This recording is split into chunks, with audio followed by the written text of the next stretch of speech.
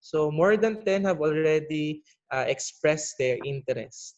So we hope that many will apply and will be part of the program as well.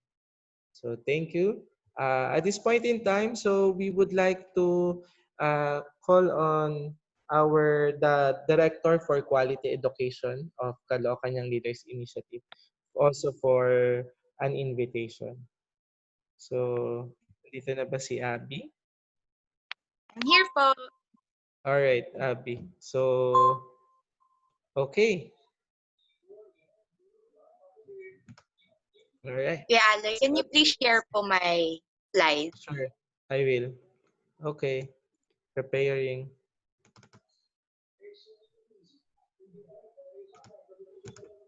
All right. Can you introduce yourself first to them? Hi, Mental Health Warriors. I'm Abigail Modales, and I am Caloocan Young Leaders Initiative Director for Quality Education. And the reason why I'm here today is to present to you or to invite you to be part of our current quality education program. So as you all know, this coming school year, we are entering a new normal education. So our students will not be having as much face-to-face education as we have had in the past few years. So more on distance learning, online-based, modular-based. And the reason, the point or the reason kung bakit ito nagsimula ay one day I was just scrolling through the subdivision, and then nakasalubong ako ng isang kakilala na parent. Now this parent has two kids. Tapos yung two kids na yon ay yung isa grade 2, yung isa naman ay nasa pre-kinder.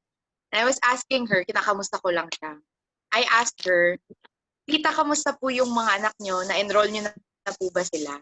And then what she said or what she answered really struck me kasi yung sabi niya, ay hindi na muna priority yung school nila ngayon kasi mga bata pa naman sila. Yung isa niyang yung bunso, pre-kinder pa lang, yung isa grade 2 pa lang. And as an advocate for education, it really struck me in my heart to hear that answer na, ay hindi mo na priority, hindi mo na kaya because there are other burdens that this parent was experiencing.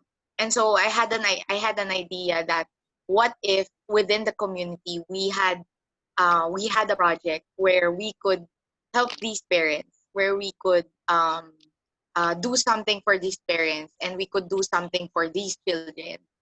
And from this thought of what if, of from this thinking, from this small project, I presented it to CYLI, and now the T4 program happened. Tawid Turo Tuloy Tuto program, an education in the new normal program in the city of Caloocan. So this specific program has three phases. Phase 1, and right now we're currently in phase 1, which is gathering all our resources, material resources, manpower, and at the same time, institutional resources or partnerships.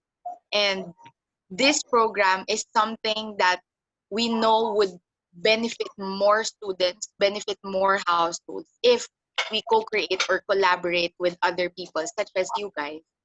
So if you want to be a part of this program, there are 4 ways in which you can be a part of it. Next slide po.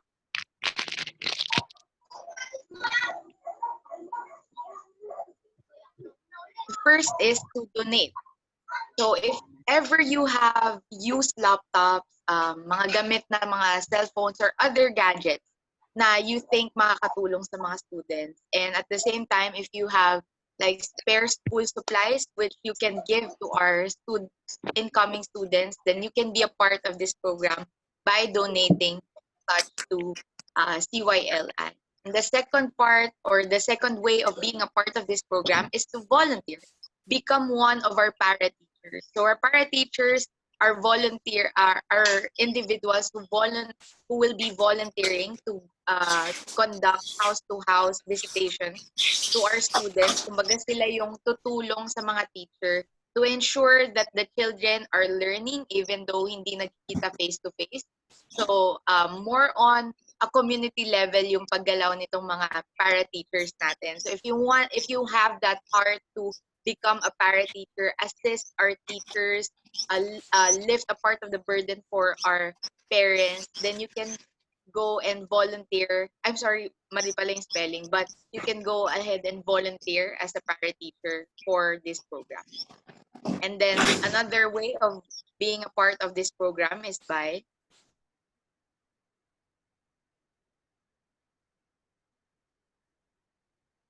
sponsoring a kid. You can sponsor a kid by giving 150 pesos, and your 150 pesos will be able to produce one back to school kit. And one back to school kit contains a plastic envelope, two notebooks, two pencils, one eraser, a box of crayons, ruler, pair of scissors, colored and bond papers. So these school supplies that we're putting inside the back to school kit, we've carefully thought of the things that they will be needing ngayon na distance learning yung mangyayari this coming school year. And then the second one is by becoming our partner. Become our co-presenter for this project. So as you can see in the logos that on the lower right of the presentation, you can see the logo of the Caloocan Young Leaders Initiative. And one of our current co-presenters is Kilos Cristiano Kabataan. So we can reach more people if you would like to become a partner for this program, a co-presenter for this program. Please don't hesitate to chat me or send me a message, which is in the last part of my presentation. If you have any questions, if you have any clarifications about this project, if you have thoughts right now that you want to be on board this program, you want to do something to enhance the education experience of our students this coming school year, please don't hesitate to send me a message. My name on Facebook is Mary Abigail Basco Modales. You can email me at maryabigailmodales@gmail.com. And my contact number is 0936-041-5864. For those who are interested to donate or to volunteer, I'll be leaving the links on our Zoom chat for our Google form. So that is it for me. All right. Thank you so much, Abby, and thank the Director of Quality Education Program, Caloocan Young Leaders Initiative. So Abby will now post yung kanyang contact and other details sa ating chat box. And yeah, so here's another ongoing program of the Caloocan Young Leaders Initiative. Dati ano kailangan may discuss sa salita? Kulang yun, 185. Okay. So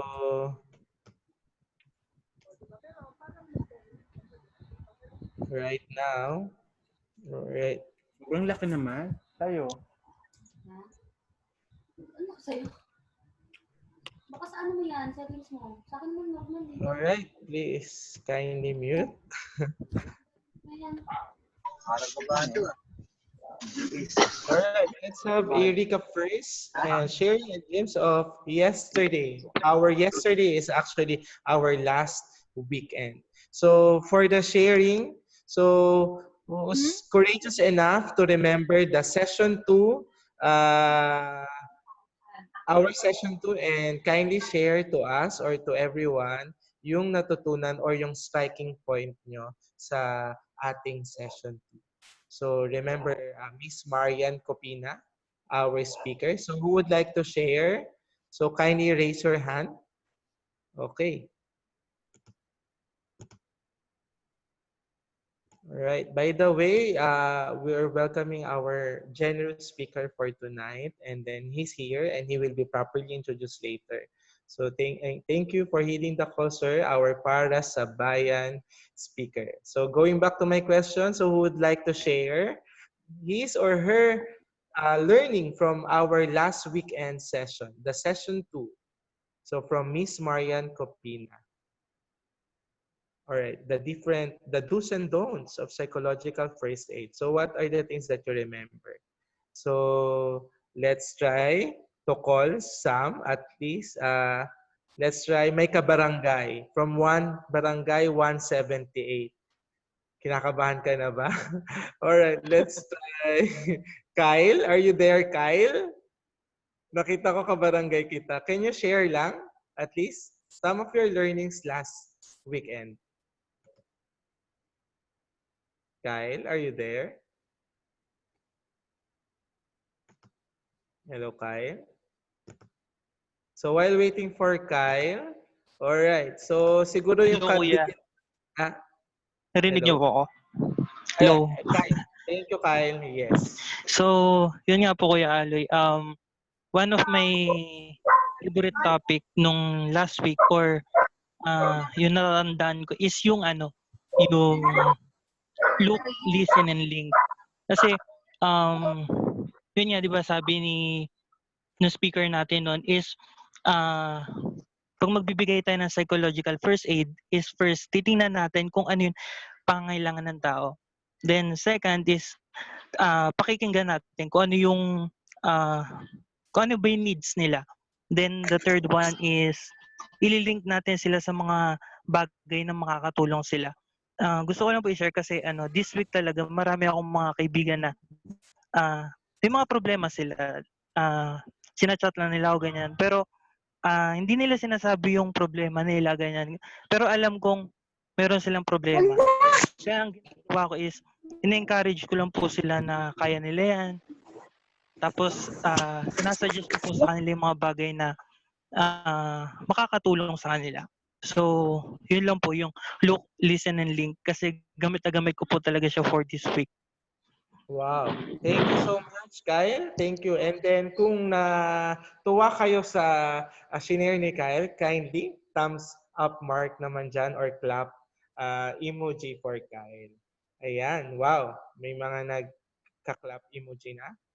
Ayan. Thank you so much. Now, so we will call another one before we proceed with our recap. So let's call on, all right, I can see on my screen Alex Joan from Barangay 171. Ten, ten, ten, At, ten. at siya ay, yeah, ano naman yung, ano lang, striking learning last week for you, Alex? Ano po? Hello, wait lang.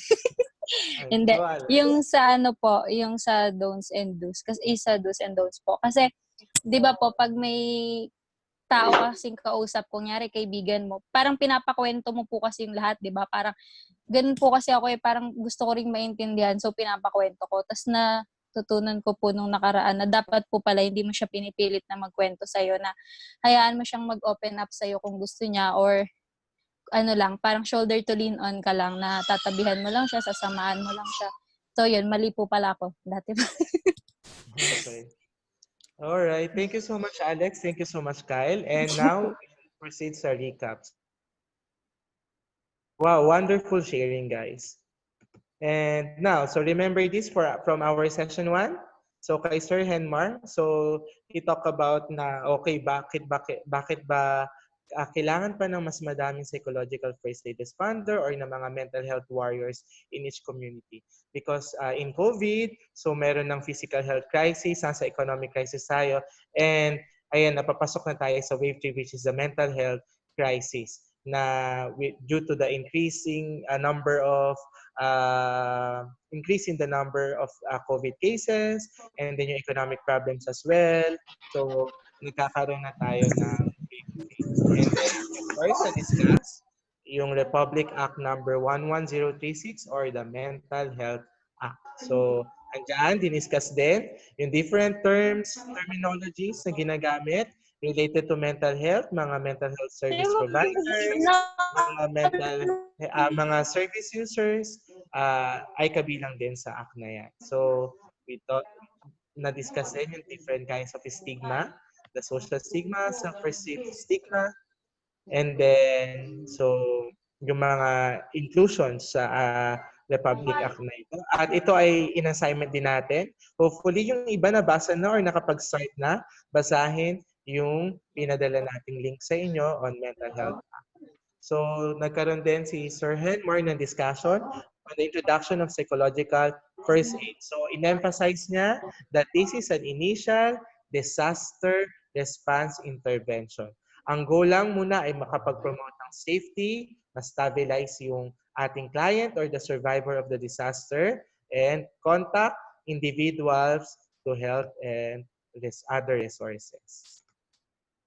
So, from Miss Marian naman, so diniscuss niya yung different principles, guidelines, steps on how to conduct yung psychological first aid, even yung kanyang mga tips. So, naalala nyo na sinabi niya, everyone has coping mechanisms in dealing his or her own problem. Pero yung iba, it's either they fight, or lalabanan nila, or they take a flight, mag-escape, or mag-freeze muna, hindi alam gagawin, but eventually makaka-adapt.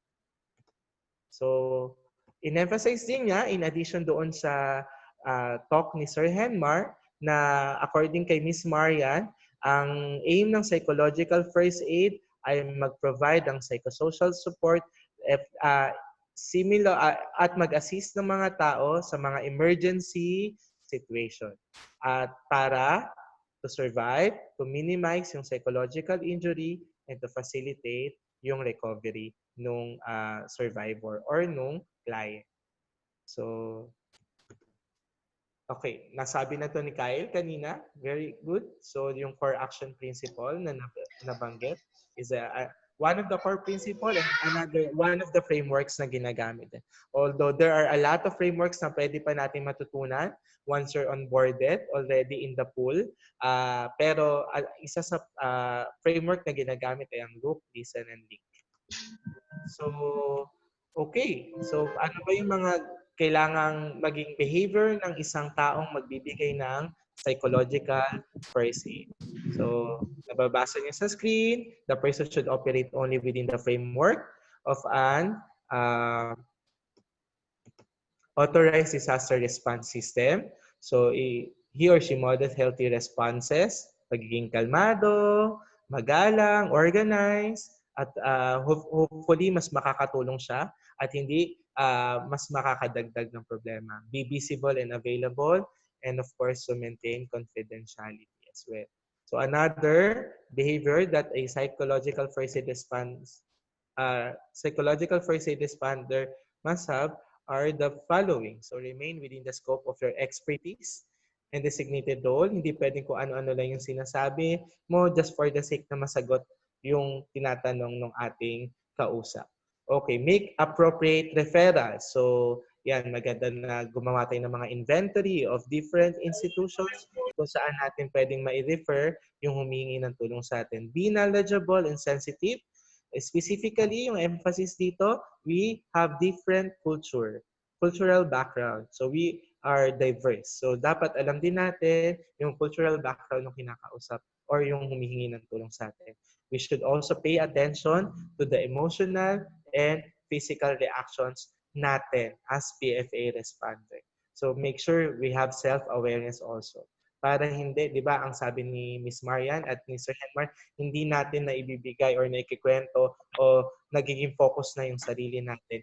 Instead, yung mga learner. And huwag kalimutan na mag-practice din ng self-care, which is very important sa atin. That's why we asked you a while ago, how do you take care of yourself during this pandemic? So yung mga binigay nyo kanina are good coping mechanisms. There are a lot actually, and then I think yun yung mga fit sa inyong personality, fit sa inyong situation. Continue to do that as your self-care tips. At naalala nyo rin, sinabi ng ating speaker last week, yung mga don'ts, yung mga hindi dapat ginagawa kapag nagde-deliver ng psychological first aid.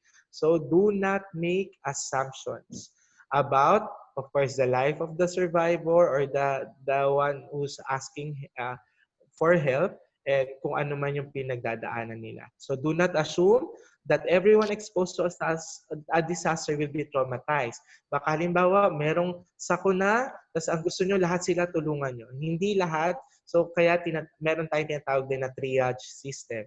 So do not pathologize. So do not label reactions as symptoms. Ito yung reaction niya. Ay, kaya ganyan yung reaction niya kasi may ganito na siya. Huwag din dapat ganun yung gawin natin. So next, do not talk down to or patronize the survivors or focus on the helplessness, mistakes, or disability. Pero focus on what he can effectively, what he can do effectively to help others. And lastly, do not assume that all survivors want to talk to you. Being physically present in a supportive ka, may nabanggit kanina ni Alex na minsan ang kailangan lang ng tao yung presensya. So someone the person can lean on, or kunyari meron kang tissue, kailangan niya lang umiyak, ganyan. Do not debrief by asking details of what happened. Sometimes it's not really helpful na para kang nag-investigate sa mga nangyayari. So hayaan mo na yung tao yung mag-open sa iyo, and do not speculate or offer possible inaccurate information.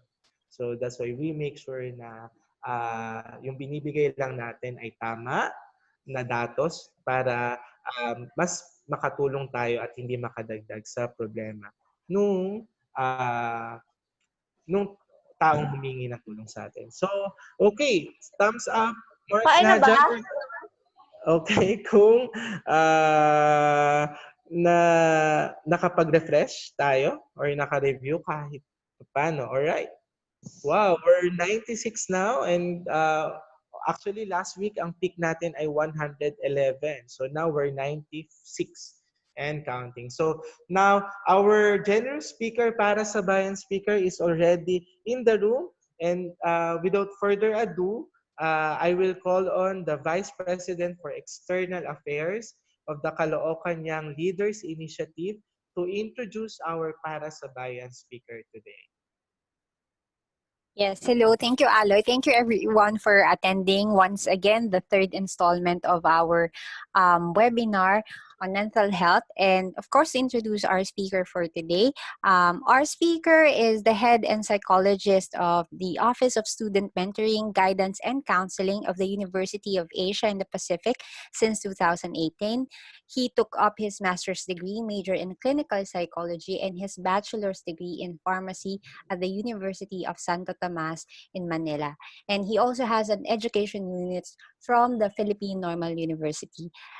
Please welcome Mr. Floyd Diaz Batongbakal. Good evening, sir. Good evening. Before I begin, can you hear me well? Yes, loud Yes, and sir. clear. Yes, okay. Thank you very much. No? So thank you for having me here tonight. No?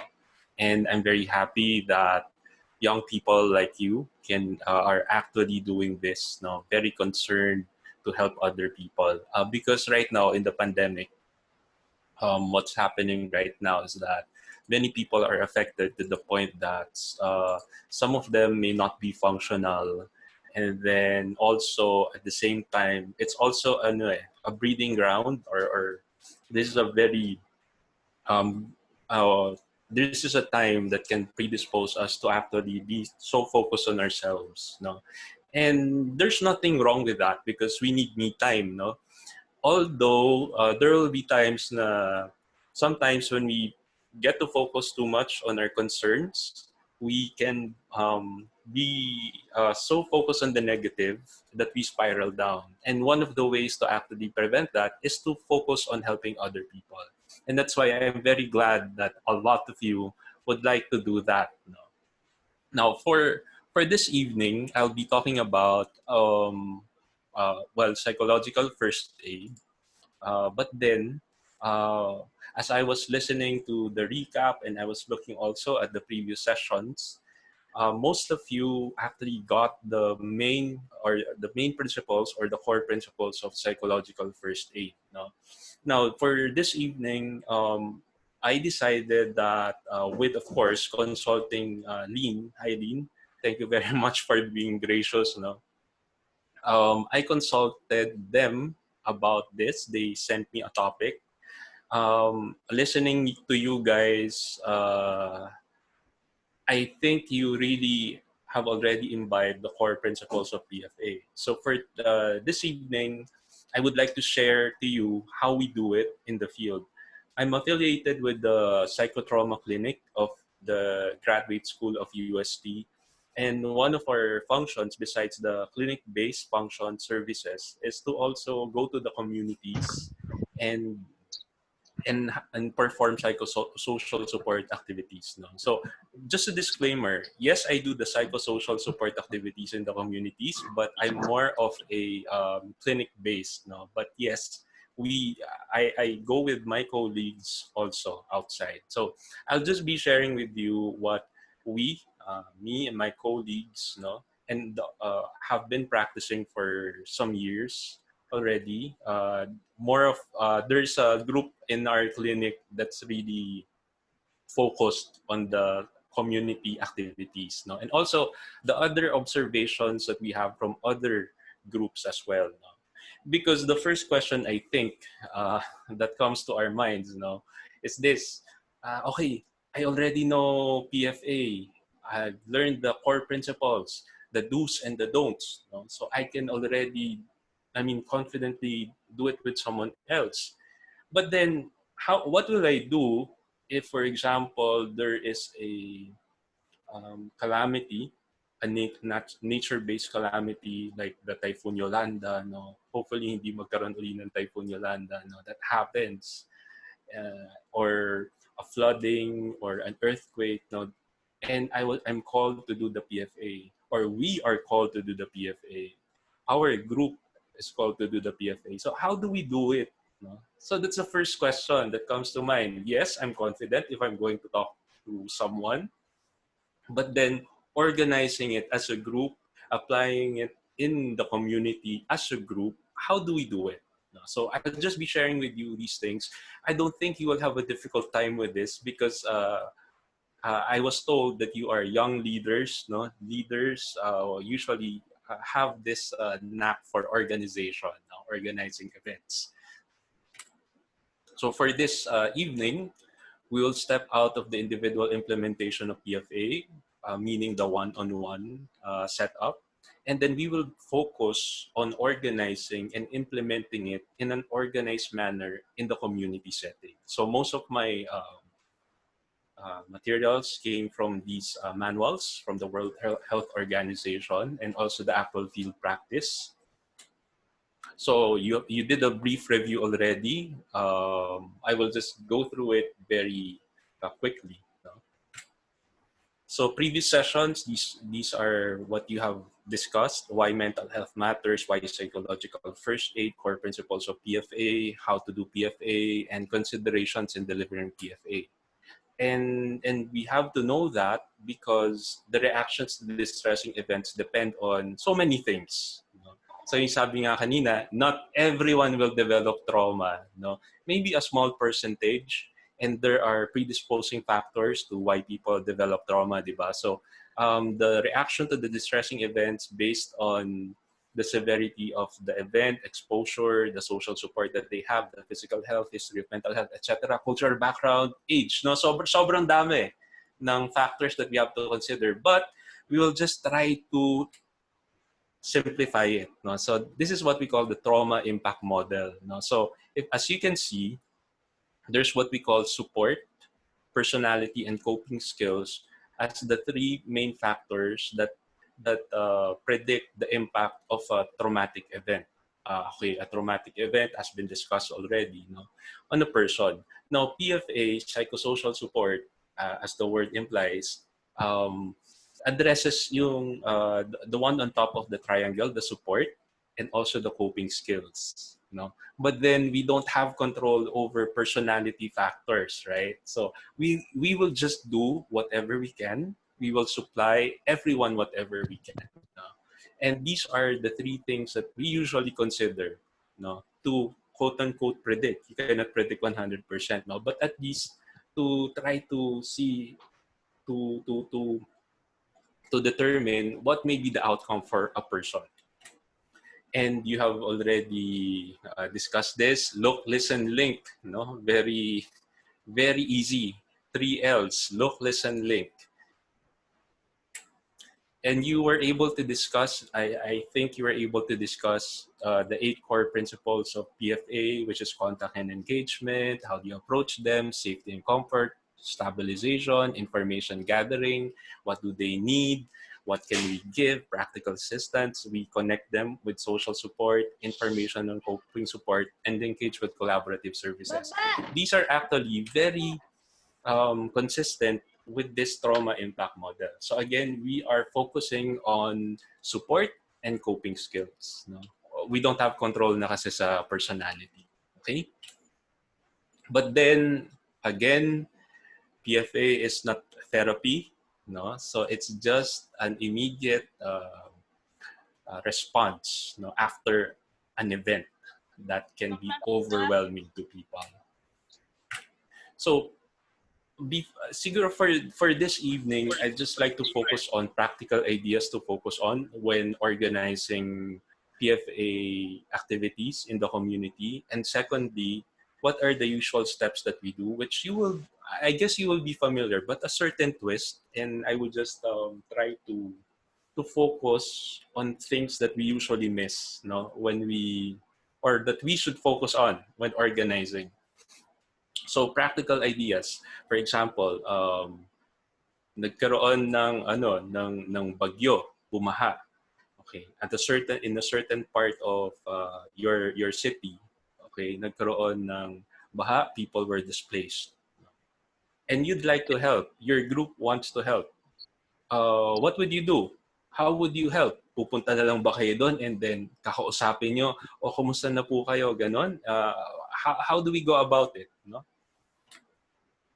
Well, first off, we have to remember that in an organized community setting, psychological first aid is not a standalone intervention. Okay, sige. This is something that's really very important. No?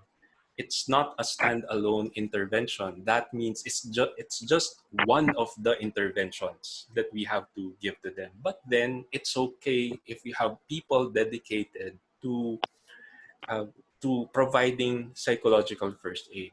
But you have to be mindful that I'm not there just because I need to do this. I'm here because I'm part of a bigger team. Yung sabi nga kanina, you have to work within the system of the disaster response system. So the person who does psychological first aid is part of that system and part of a bigger group. Now, if you have your own group, separate group, and then there are other groups working there, that means you'll have to collaborate. Collaboration is really very important when providing PFA in the community setting. And that the basic needs have to be met first. So food, clothing, shelter, safety, and security. Make sure that they are in place, no? Because sometimes, okay, nagkaroon ng event. So punta tayo doon, no? Okay, wait a minute. Before you talk about psychological first aid, try to see if people are hungry, try to see if they are sleeping, try to see if they have clothes, try to see if they're secure, no, they're safe, they're secure from crimes, etc. And you yourselves are safe and secure when you go to the site. No? And the next point is this. As what you have been saying, information is a very important commodity during community crisis. Not just any kind of information, but accurate, accessible, verifiable, and helpful information. Okay, so sometimes information can be accurate, but then it's not helpful. Okay, why not helpful? Because it might have been said in a way that makes people more alarmed than calm. No? So it goes without saying that we can actually make use of social media platforms for this one, for our electronic gadgets, or you can make use of the physical audio, no? So magsasalita ka, or may trompa ka, tapos you just talk to everyone, no? But make sure it's accurate, accessible, verifiable, and helpful. No? So before you go there, make sure you have everything, the basic information that you need to have. And then focus on the referral system. Psychological first aid, yes, you are dealing one-on-one, you are listening, no? You are actually trying to give them what they need, but then at the end of the day, we are limited. You know, our resources, personal resources or group resources may be limited. So that's why we need to focus on the referral system. If, for example, they need further help, meron silang, if we're talking about mental health, you sense that they need to be referred to a psychiatrist, do you have a referral system for that? Or does the community have that? Um, if their problem is actually more of getting food, no, uh, for the next week, no. So who do you refer them to? Or yung they lost their loved ones, who do you refer them to?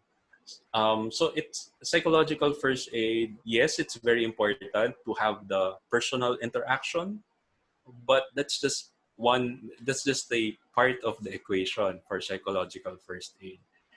An equally important function is the referral system. So focus on the referral system before you go there. And then, of course, be respectful to human dignity, um, confidentiality for of the information that you gathered. Well, at the end, we'll talk about reporting later. You have to report what happened in the field, but then there are boundaries or limitations to what you can report. Then this one, very important to. We have seen in the past calamities, no? Because the Philippines is very prone to calamities. That people, I'm not judging them naman, no? It's just that someone pointed that out to us and to other helpers. No? Kasi, di ba, during that time, hindi pa nga PFA yung ginagamit. No? So, you would know my age right now. No? So, hindi pa PFA yung ginagamit namin dati. There was a typhoon. People were relocated from the Visayas to one of the air bases here. And a throng of mental health responders went to the site. And then, alam niyong nangyari? Wala namang masama. Ganito lang naman nangyari. No? So they have the food, they have yung basic needs, no, yung support, and then many of them would say, oh sige, mag-debriefing muna tayo. Yun. So kukuha sila ng mga tao, mag-debriefing muna tayo. But then they pointed out, wait a minute, gutom pa yung mga tao, hindi pa siya nakaka-settle. So saka na muna yung debriefing, no? Um, and then yung iba naman, kami na pong gagawa nito kasi gusto namin kayong tulungan. Referring to organizing, for example, the food packs that were delivered to them and how they will organize the goods, no? Someone pointed this out to us, and which really made sense. It's consistent naman with the practice and research, no? People who are experiencing or who have experienced crisis or natural calamities, no, or man-made calamities, usually they feel helpless. They have this loss of sense of control, no, and also they have meaninglessness, and then the future looks bleak. No. Now, if you help people, for example, giving them food, and then you do everything for them, they're suffering already. Uh, the sense of helplessness, loss of control, no. There is a possibility that for some of them, it might be heightened, no, na wala akong magawa. Tingnan mo, ibang tao pa ang gumagawa para sa akin. So, one of the ways that we can do is to let them participate in the efforts in reconstructing the community or just helping everyone. For example, kailangan may magbubuhat ng mga food packs or donations. Ask help from them. Someone needs to organize the community, the group, kasi may mga activities kayo. Like last time, may mga, siguro may nagsuggest ng art activities for children, no, as an adjunct intervention. No? So, ask their help. Naka-experience sila ng natural calamity. That doesn't mean that it has taken away their ability to help themselves. So, please focus on that. How can we help them rebuild that sense of self-efficacy na kaya ko to? No? Kaya ko tong gawin. And problem-solving skills are needed. So anyway, you are leaders naman, no? So nako, nag-assume na ako. But I think it's a good assumption that since you are leaders, you're very much familiar with this problem-solving skills. When you go to a PFA, hindi lang kayo pupunta doon tapos PFA session in the community, hindi kayo pupunta doon tapos everything is already ready, no? So there's so many things that can happen.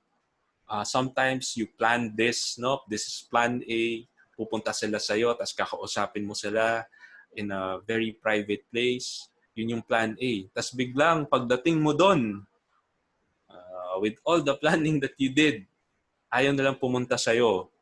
No? Ayaw ka nilang kausapin. Okay. So, paano yun? Anong gagawin natin para lang ma-assure na somehow may konti lang na assurance that they're okay. No? Of course, hindi naman natin sila pipilitin. No? But at the same time, we have to reach them. No?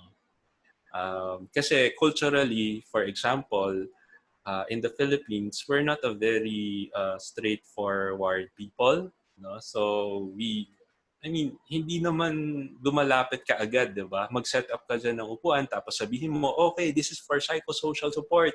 Pumunta na kayo dito para kausapin ako. Even if there are many people who would like to do that, no? Culturally, mahihiyain tayo, Asians. No? Yung help-seeking behavior is a bit different. I would even say it's a bit different because research has shown this. It's also a bit different with even males and females, no? In our practice, for example, it's easier for as our observation and also in the research that has been out there, no? It's easier for women to actually ask for help, no?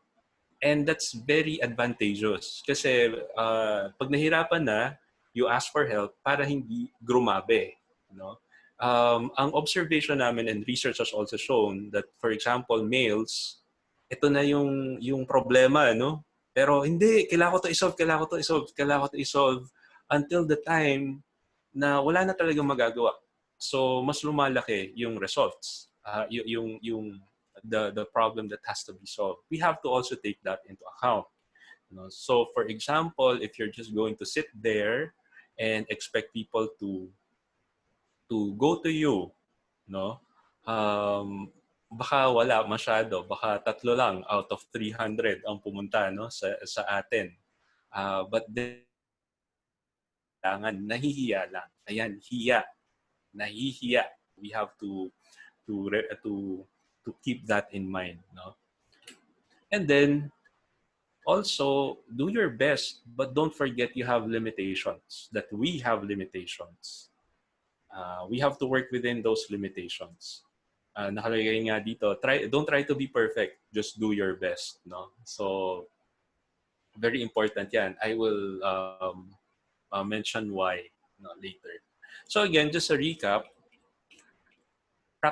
practical ideas to focus on when you are organizing. 1, it's not a standalone intervention. 2, teka lang, basic needs muna. Before tayo mag-PFA, let's make sure that the basic needs are met. Next, information pre, during, and after the PFA activity. Focus on the referral system. Kailangan meron yan. Lahat alam yan. Respect for human dignity, always. Help build the self-efficacy, the sense of self-efficacy. Kailangan bumangon, no? Kaya nilang bumangon at ma-feel nila na talagang babangon na hindi masamang bumangon, no? So may mga negative appraisals kasi tayo of the world when we that may develop when we experience crisis or traumatic events. Problem solving skills. You go there, you're going to solve problems. No? Mag-iisip talaga. And do your best. Very good. You are helping other people. But don't forget, we have limits. So how do we launch an organized PFA initiative in the community? Okay, before we move on, I'd like to know if everyone is still alive and kicking. And hindi pa kayo natutulog sa boses ko because sabi nila nakakapagpatulog daw ang boses ko. Can you have a thumbs up or thumbs up just for me to know if you are still with me? Okay. Okay pa po. Thank you. Okay. Thank you very much. No. So, how do you launch an organized PFA initiative in the community setting? Yung one-on-one, we already heard that last time. But then, you as a team, as a group, what do you need to focus on? I bet you're familiar with this. So let's just run through this. But then, may konting tweaking for the psychosocial support side. First, well, you just don't go there, of course, no, and then do psychological first aid or PFA, no, and then, for example, Taal, the the the Taal volcano, di ba? It erupted last January or around January, uh, and then many people were displaced. So anong gagawin niyo? Pupunta lang ba kagad kayo sa evacuation center tapos yun na yun? No. First, very important, of course, very commonsensical, but sometimes we forget, do or conduct a rapid assessment. No? Preliminary assessment of what? What is the event, for example? Ano ba yung nangyari? Sino yung mga nandun? Ilan? Sino yung vulnerable groups? You have talked about vulnerable groups already in the past sessions. What's the available support for them? Who are the organizations involved? The mental health and psychosocial support providers, and what are their concerns? For example, you can just have a sample checklist, no? Just like this one. This is a very rudimentary checklist. This is from the interagency IASC, special commission or committee. No? For example, ano ba yung mga nandun? Sa events, no? What happened? When did it happen? Where did it happen? Who is the source of your information? Baka naman mamaya, nandun lang siya sa office, no? Tapos, wala siya sa ground. No?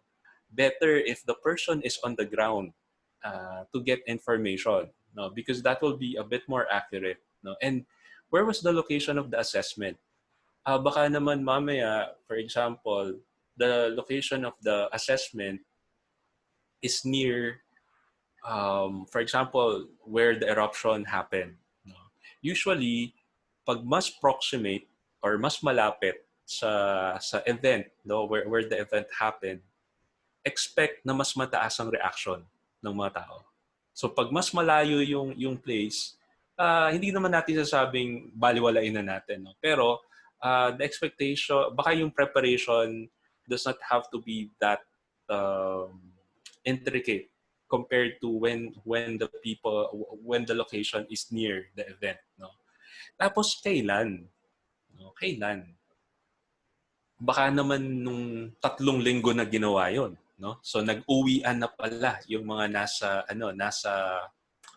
evacuation center. Pagdating niyo doon, 100 kayo. Tapos pagdating niyo doon, 20 na lang pala ang natira sa evacuation center. And then how many are affected, no? So these are very simple information that has to be gathered, but very important din sa planning. Next. Oops. Okay, so sino yung vulnerable groups? Ayan na. So some of the vulnerable groups. Nalagay ko, children, extremely poor, the elderly, the displaced people, rescue and relief workers. So you can just write there how many they are, armed groups, no? Nako, pag siyempre may armed groups na yan, magdalawang isip muna kayo, ha? Huwag muna kayo pumunta doon. Safety and security. Survivors of violence or abuse, medyo, ano yan, very delicate information. So not everything will be filled up when you do your rapid assessment. But just try to get as many information as you can. Hindi lahat yan ma-fill up, no? But it's there just in case na you can obtain that. No? Survivors of violence or abuse, women at times. So there will be times na they will be more vulnerable, no? Depending on the calamity. Indigenous people who are not integrated. Yun pala, nandun sila sa may gubat, tapos they want to stay there, no? And then biglang na-force sila to leave their homes, no? And they do not know the people they're with, and they're not really used to the place, no? What are the available support? For example, yun na nga, yung basic needs, security, etc. Focus or on non-specialized support, specialized services. Meron ba dung hospital na provide ng psychiatrist, no? Or basic medical attention lang ba yung nandun? And then, the others are, of course, your organization, institution, and then what are their concerns sa right side of the screen? No? What are their concerns? Usual concerns, behavioral concerns, emotional concerns, cognitive, physical. Thank you very much for doing that. No? So I have to annotate pala. Sorry. Thank you. Medyo napaghahalata yung age ko. No? So, okay. So, thank you for that. We have to erase it now. Yan. Okay, yan. Oh. So, in other words, you can ask about, masyadong madami kasi, but you can just focus on this. Ano ba yung available services and support? Ano yung crisis event, safety and security concerns? No? Of course, yun. So, rapid assessment. You can coordinate. Sorry. Okay. You can coordinate.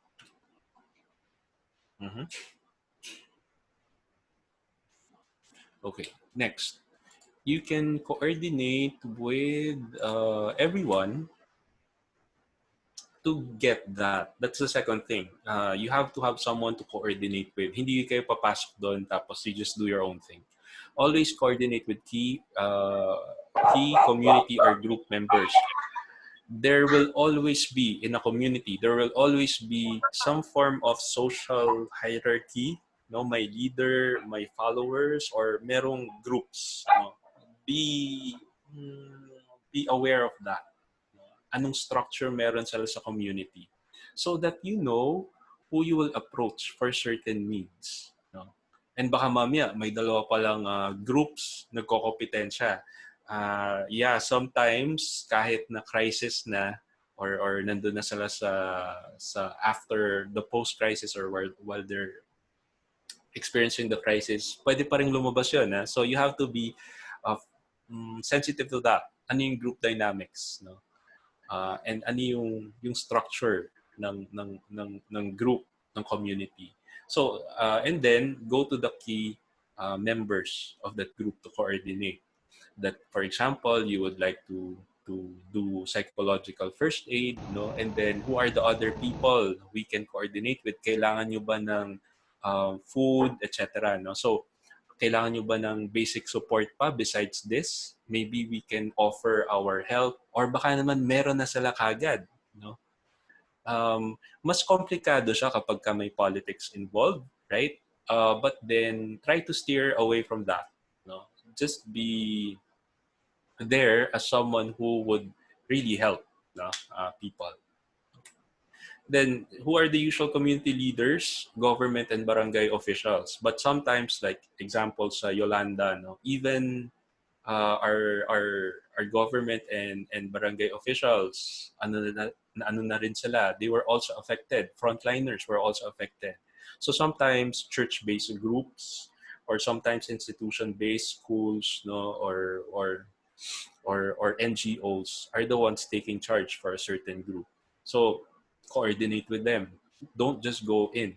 No? Or sometimes may nakita kami yung sa Taal, um, they were somehow isolated. No? So wala silang barangay official who is heading them, or at least they're isolated from the local government, and they were fending off for themselves. No. So before you coordinate with them, try to see if they are really the ones who are you need to talk to. Hindi naman ako paranoid, no, but sometimes kasi ano bang tawag doon?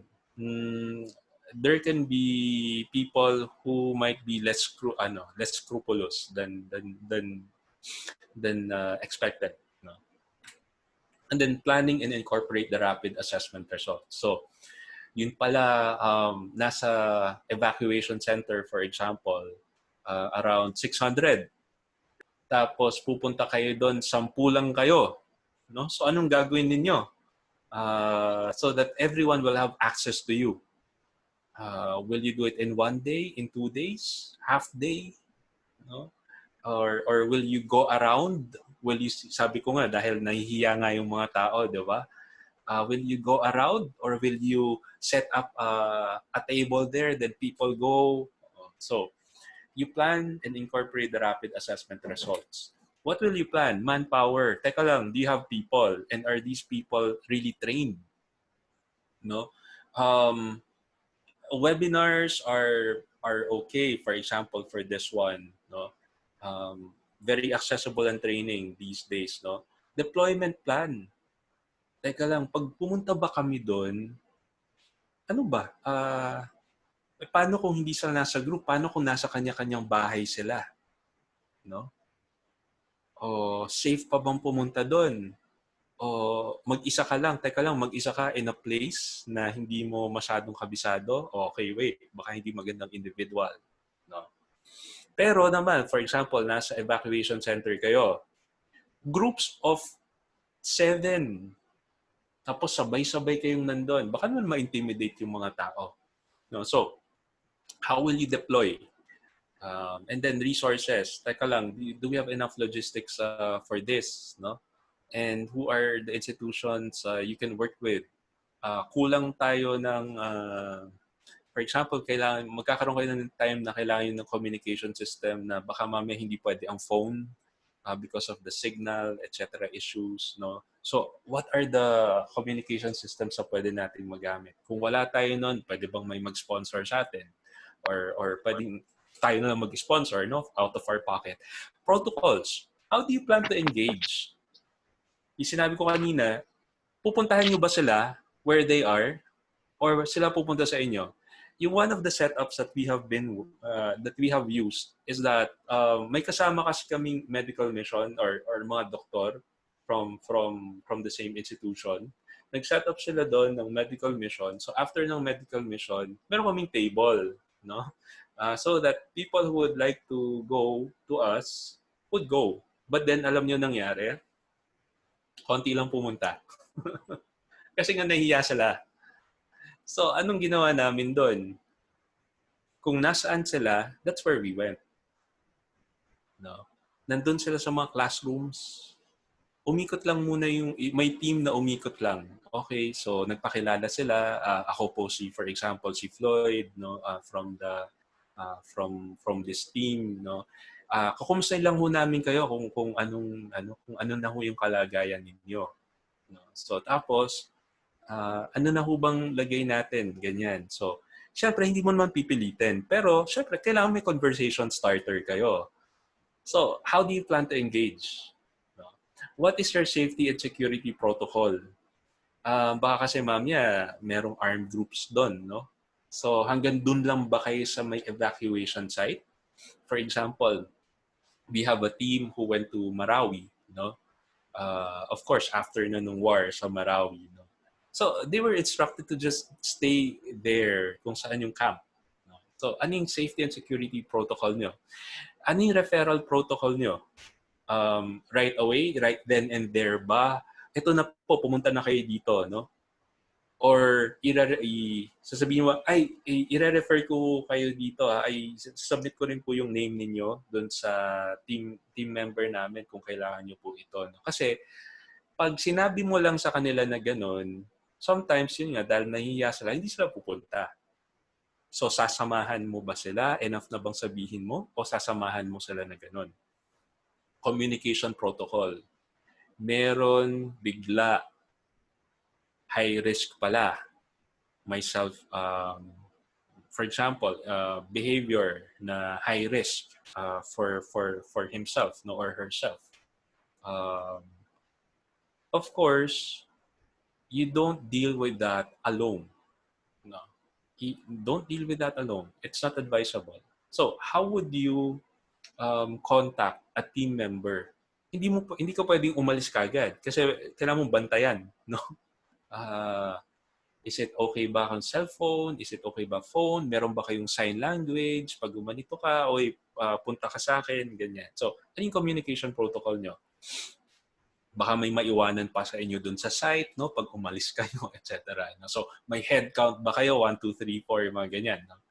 And then, any information? What information should you have at hand? Sorry for that. Should you have at hand can be provided to the people? Kailangan nyo bang gumawa ng sheet for the information, no? Para matandaan. Kasi pag sinabi nyo lang verbally, minsan pag nandun na kayo, kunyari, iiyak sa harapan ninyo.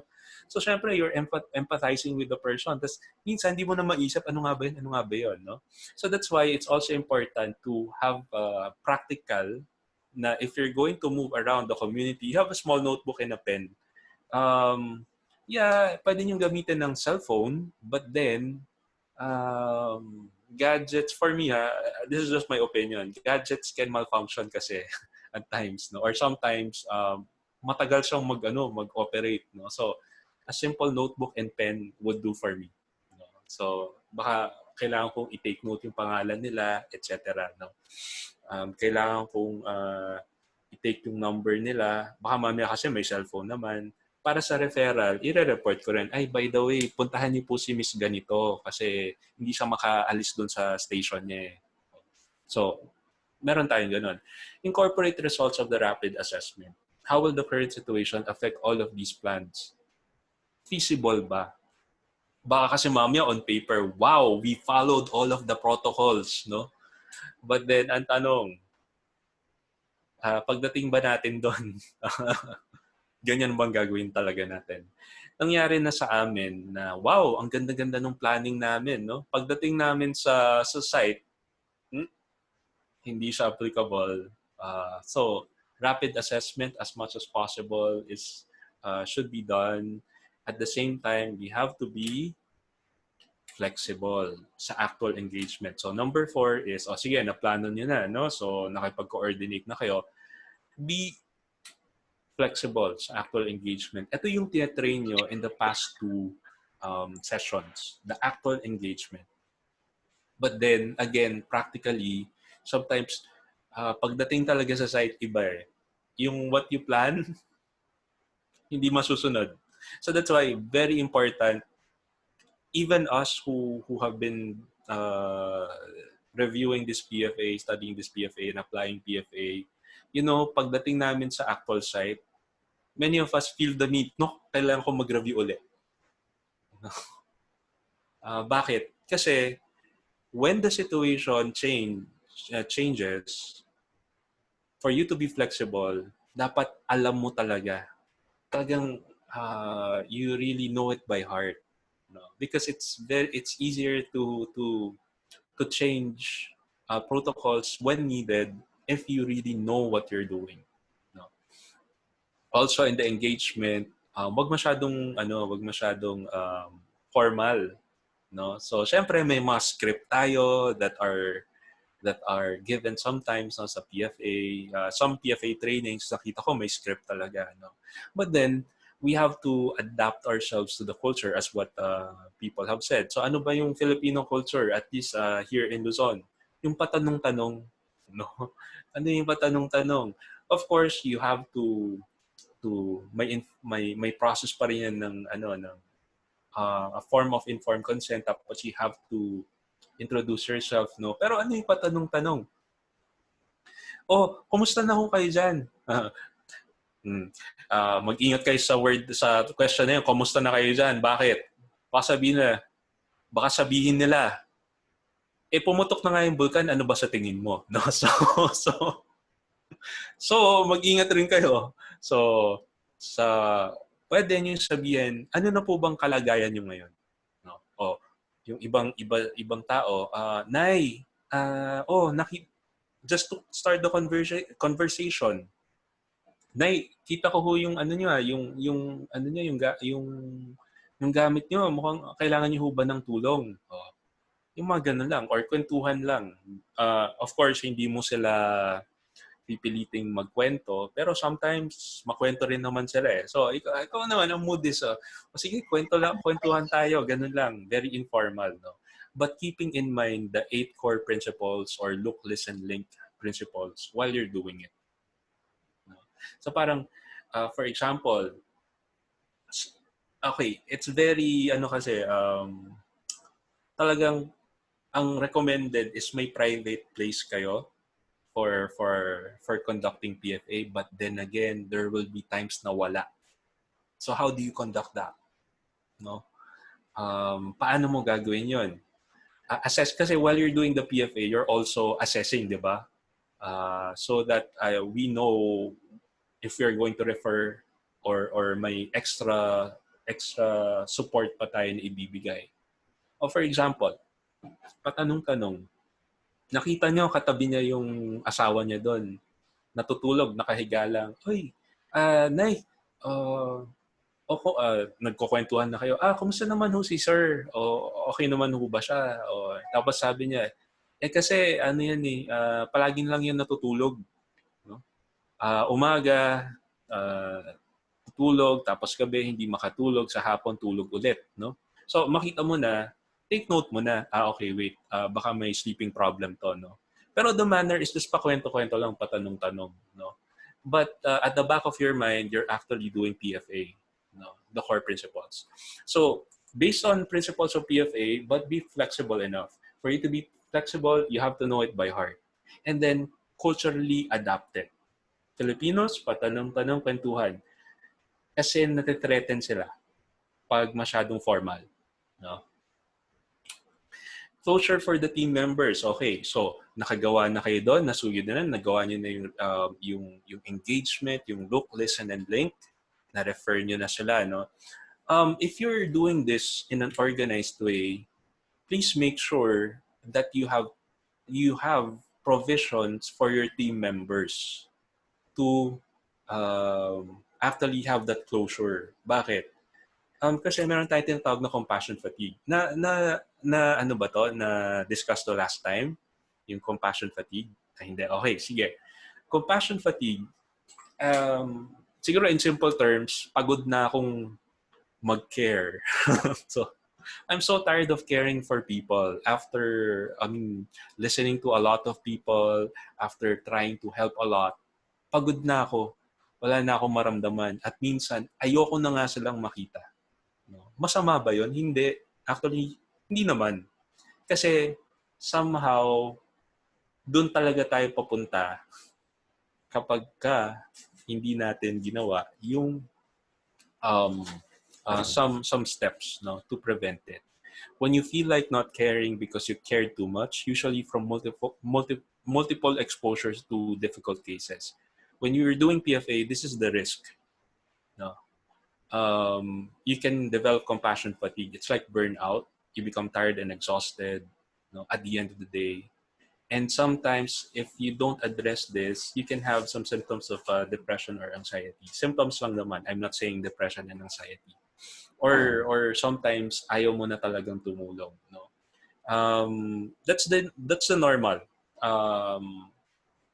I don't want to say normal, no, but that's the usual risk for PFA providers, for firemen, for doctors, no, because you are hearing material and you are empathizing with them. So may limit yon. So that's why you have to have a team that will take care of the rest of the team. Okay? Set that up. How do we prevent compassion fatigue? Be mindful of your teammates before, during, and after the PFA activity.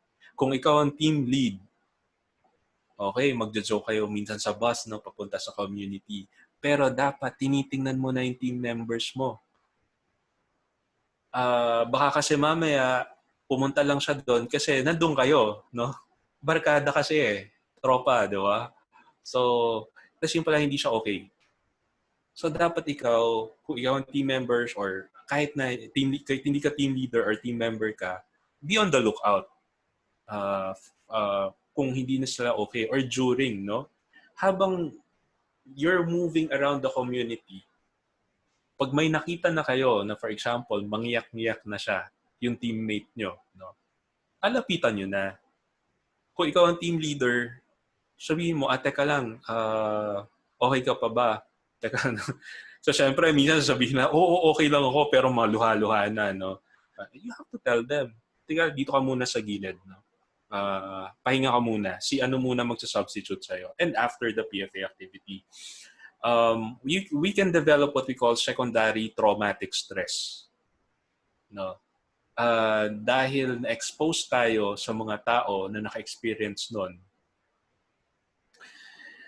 pag hindi natin nagkaroon tayo ng prevention activities, baka after the activity, the event, pagdating nyo sa bahay, baka mag-replay sa utak ninyo yon. Okay. So, medyo that's a red flag already. You're already out of the event, tapos nag-replay sa utak ninyo. No? So, that's why it's good to have a closure. No? Ano yung closure activities after the PFA activity? For us kasi, medyo controversial nga ang debriefing, diba? Kasi naman, maraming maraming issues dyan. May for and against, no? Pero nagkakaroon siya ng resurgence na baka okay siya. So, kami, ang ginagawa namin, merong quote-unquote debriefers, no? For each group. Kasi we divide people into groups and then merong naka-assign na debriefer for them. Hindi sila part ng group. Independent sila. At the end of the activity, we have a group dynamics there, but the person has to be trained, okay, on handling group dynamics and doing the briefing. Don't just do the briefing na basta-basta lang dahil nabasa ko lang sa manual, no? Ay, hindi ganoon, no? So you have to be trained to do that. After that, may group session kami, and then very simple lang naman ang sinasabi namin. Kasi activities may be group or individual, but usually it focuses on the following: awareness of the effect of the, yung sinabi ka ng self-care, awareness of the effect on you, emotionally, cognitively, physically, no? Masakit na ba yung katawan mo? But then, you have to take note of things that are happening to you. For example, nung kumakausap ako ng mga tao, sample lang naman nung kumakausap ako kanina ng mga tao, parang ako nga mangyak-ngyak na rin ako Pero pinipigilan ko lang na lumuha, no? Although medyo maluha-luha na rin ang mata ko. Parang naalala ko, for example, yung nanay ko. So at least we know na medyo quote-unquote na-trigger din tayo, no? And then, next, formulate a stress management plan. Okay. So, nung kanina nga, naalala ko tuloy yung nanay ko, yun, no? So, naging sad din ako. Tapos, nung lumipat naman ako sa ibang tao, parang feel ko parang heavy na rin tired na rin ako, no? Parang ayoko nang kumausap, no? So, yun yung tapos yung nasa isip ko, parang kailan pa ba matatapos to? Sana matapos na yung activity namin. Tapos, yung naramdaman ko, what I thought, what I felt, emotionally and what I felt in my body, naramdaman ko sa body ko, medyo sumakit yung likod ko. Usually pag natetense ako, sumakit yung likod ko. Okay. So, kanina, yun yung mga naramdaman ko. Very important to be aware of it. Kasi, bakit? Indicator yan, okay, wait, tense na pala ako, stressed out na pala ako. Baka ma-max out ko na, no? And then next, formulation of a stress management plan. Kahit na hindi debriefing to, ito pa rin yung focus, no? ano yung stress management plan? After this event, anong gagawin ko? Okay? Ano nang gagawin ko? Number one, sige, hindi ko muna to iisipin at manonood ako ng favorite kong K-drama later, no? So, for example, that one, no? Tatapusin ko yung hindi ko natapos na Crash Landing on You, for example, that one. O kaya, magbabasa ako ng libro or kakain ako mamaya ng favorite kong food. Basta meron kang stress management plan na healthy. Okay? Baka mamaya mag-inuman kayo doon. Hindi healthy yung stress management plan na yon. I don't recommend people to, I know naman na I also, I'm not against drinking with your friends, no? But then, when you're very stressed out, just be careful, no? For example, with alcohol. Because whatever you do that makes your body feel pleasant, tatatak yun sa utak natin. So baka mamaya hindi na healthy yung coping mechanism na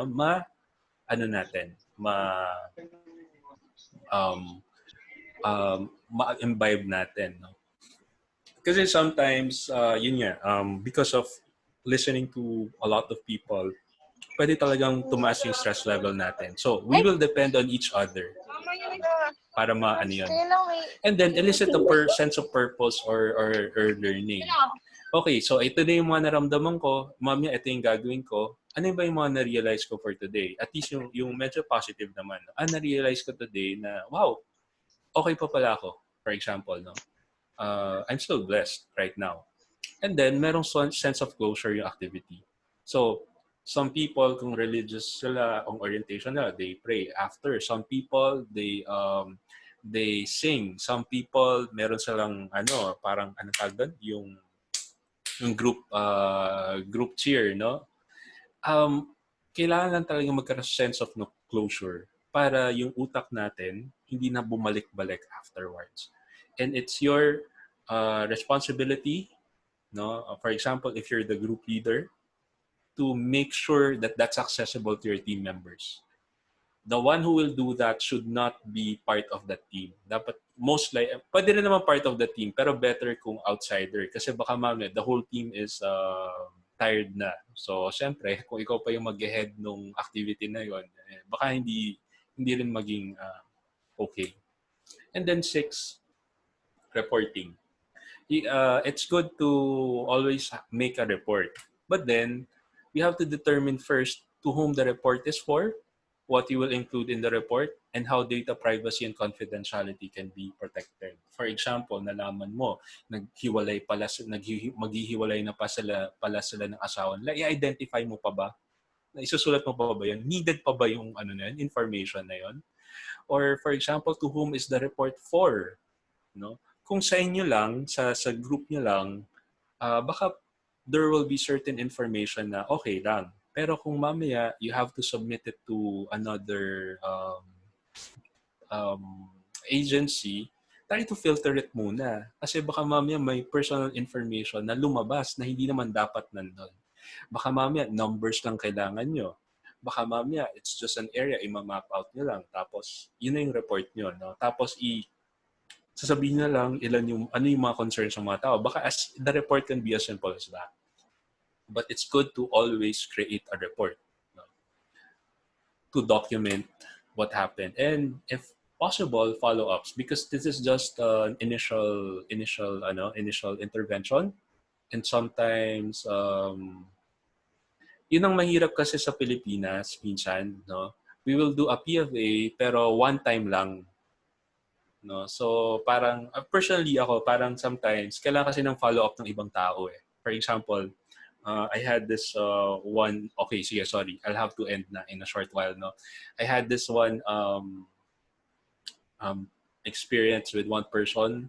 Parang ang feeling ko, papunta na siya sa development ng depression because of what happened, no? I was talking to him, etc. No? But then, at that time, kaya ko kasi sabi yung referral system is very important. No? At that time, wala namang psychiatrist sa area na yun. No? Tapos, hindi na kami makabalik. Or we chose, kasi nakikisama lang kami sa isang group. No? So parang ako naman, sige, nag-ano kami ng yung coping skills, no, na pwede niyang gawin, etc. No? But then, at the back of my mind, I had to refer. Kasi sinabi ko lang na ganito, no? But then, syempre, andun pa rin yung worry. Kasi baka pwedeng magtuloy-tuloy sa psychiatric problem. No? So, as much as possible, please do follow-ups or have a mechanisms na may follow-up. Kasi napapansin ko, isang beses lang tapos na. Pero hindi kasi ganun ng ano eh. Hindi ganun ang intervention. Ang intervention has to have a closure. Yeah, but then at the same time, you have to balance it na psychological first aid nga is just a preliminary intervention. So, after the PFA, what next? So, kailangan din nating pag-isipan yan. And thank you very much for listening to me. Medyo inantok ba? No? So, at least you're still awake. No? And the questions and clarifications? Hello sir, meron po akong question. Yes. Okay. By the I'll way, stop ako sharing. po si Lian. And Lian? okay, my question if what if minor po yung kailangan ng PFA? For instance, meron po siyang abusive parents. How do we address the case? Or kailan pa po ba natin ang consent ng parents or tayo pa rin po ba yung magkakandak ng PFA for minor po? Kasi kung nasa community ka, most likely, wait, number one, paano mo nalaman na abusive yung parents? I mean, ano po, for example, syempre dun sa pagtatanong-tanong, yung halimbawa, nakakala po tayo ng information na, itong magulang nito, kaya yan ganyan kasi lagi yung pinapagalitan, lagi yung pinapahiya, parang ganun. For instance lang po. Okay, so pag ganun, hindi tayo makakaalis doon sa ano sa mga laws and policies, no, regarding interacting with children. And number two, hindi pa naman kasi nako-convict yung parents, no. Number three, maaring usap-usapan yun, pero may nag-report na ba sa parents, no? So, until nasa custody pa yun ng parents, minor is still a minor. We have to deal with the parents, no? I mean, dealing with the kids, kailangan may consent ng parents. But then, kapag meron talagang indicators na abuse talaga yung bata, ito na yung sasabi ko kanina na referral system. Kailangan mo bang mag-DSWD? Meron ba kang kilala sa DSWD? Tapos ano yung protocol nila? No, sa local government, usually may social and welfare office. No? So that can be one of the people you can liaise with before going to PFA setting. Pero yung mga observations ko kasi, for example, sa probinsya, hindi kasi uso yun, quote-unquote, no? Although nasa batas yun, na kailangan i-report yun. No? Ito na yung sinasabi natin na we have to also be adaptive to the culture, hindi man culture yun, no? So to what's happening on the ground, no? Sabi ko, yun nga na-convict na ba? Na may nag-report na ba? Kung tayo ba, meron ba tayong sufficient evidence or talaga bang nagsabi yung bata sa atin? Baka pwede, ang gawin natin is for follow-up or refer to someone doon sa community na hindi mag-elicit ng masyadong strong reaction. Kasi kung talagang abusive yung parents, baka mamaya balikan yung bata eh. So, in other words, it's a case-to-case basis. No? A case-to-case basis yung approach natin. So, yun nga, you have to consider those things. Yun. Baka kasi hindi na pang first aid eh. Baka for further referral. Opo. Kasi po naisip ko since parang pandemic, ang protocol po ng DOH is laging nasa bahay. Parang sa sitwasyon po natin, hindi po lahat ng tao is safe pag nasa bahay. Doon sila Mhm. nakakaranas ng mga Mhm. violence. Parang mas safe place sa kanila yung outside the house. And since Mhm. pandemic po, parang ganun yung thinking ko dun sa question po. Okay, sige. I think next week, no, PFA in the pandemic setting, but I will ano, I will have to answer the Yeah. question. Oo.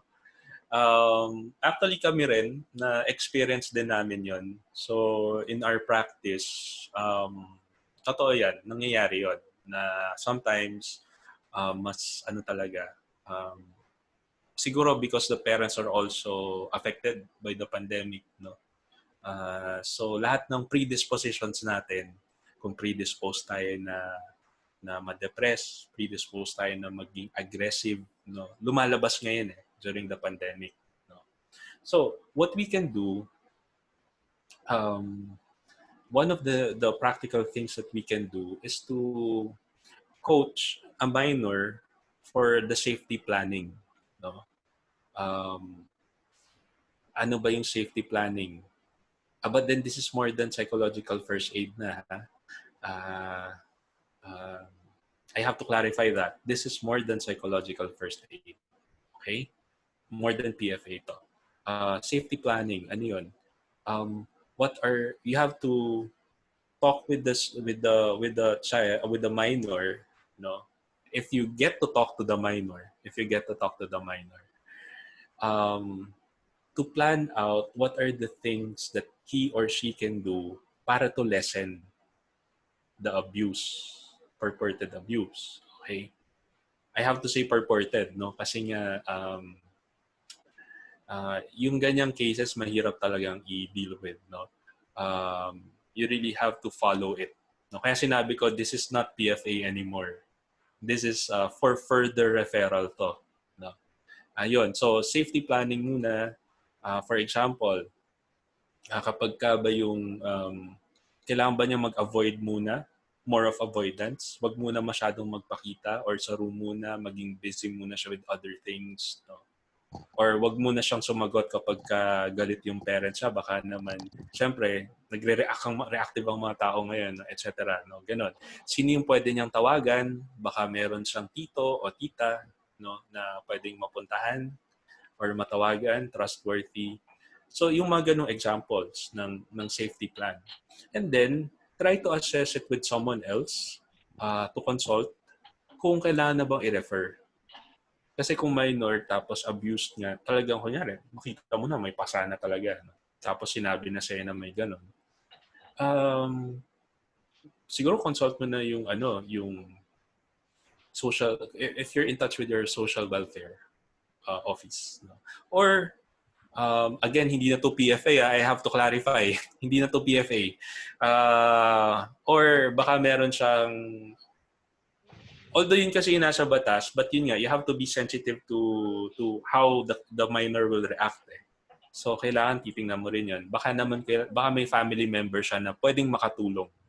No? So, yun. So, try to approach that family member. Baka may ma-identify siya. Pero pag talagang walang-wala na, you might want to report. But then, yun nga, do more consultations. Ayoko kasing mag-generalize kasi nga case-to-case basis yan eh.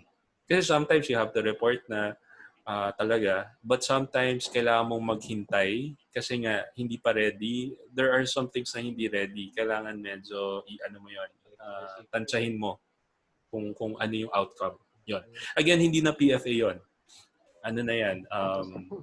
Referral na yan.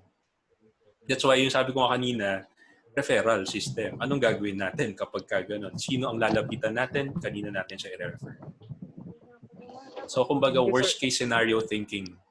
Pag magpi-PFA, it's good. Dito na magta-thrive yung mga worst case scenario thinkers. No? Kasi useful talaga na anticipate. Okay. Yes. Other questions?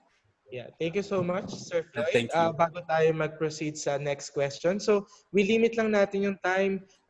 So, 5 questions, so 4 more questions. But in the meantime, so before we Ganito proceed with kasi the sir, second yung ano, question, may entry. yeah. Ayun lang. All right.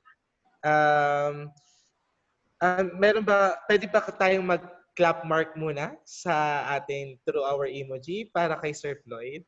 Yan, so may nababasa ako sa chat box natin. So thank you daw, Sir Floyd. Thank you so much for Okay. sharing your expertise. Ayan, so wow, thank you so much. And then, sino ang gustong, yan, for our next question. So we have Troy Adrian. So Adrian, would you like to ask Sir Floyd your question?